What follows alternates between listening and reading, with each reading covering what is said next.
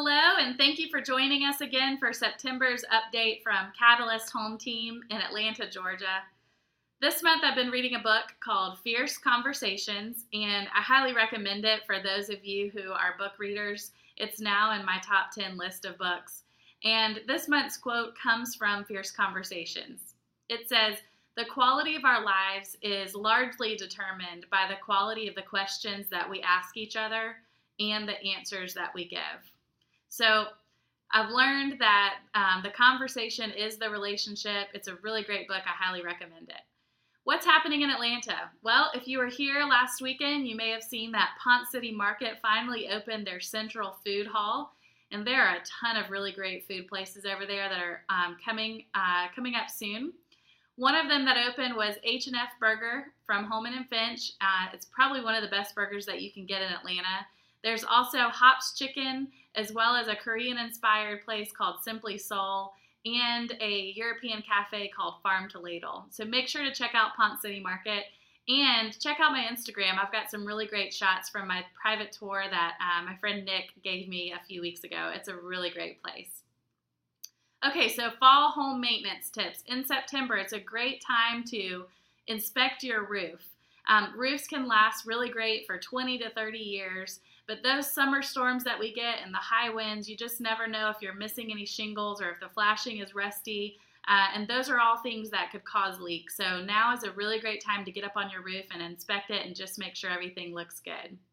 And the other thing is to clean out your fireplace. So it's fall, time for fires. You may still have ashes in there from last year.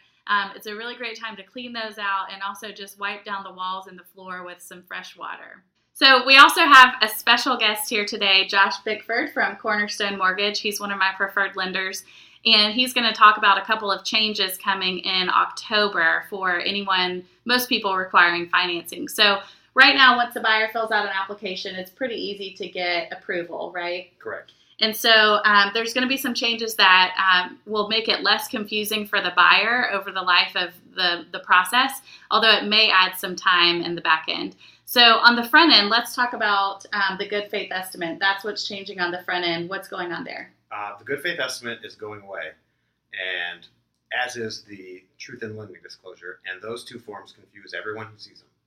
They will be replaced by what's now called the loan estimate. The loan estimate will clearly lay out where every penny in the transaction is going. It will show you exactly what your monthly payment is and clearly state what the terms of the mortgage are.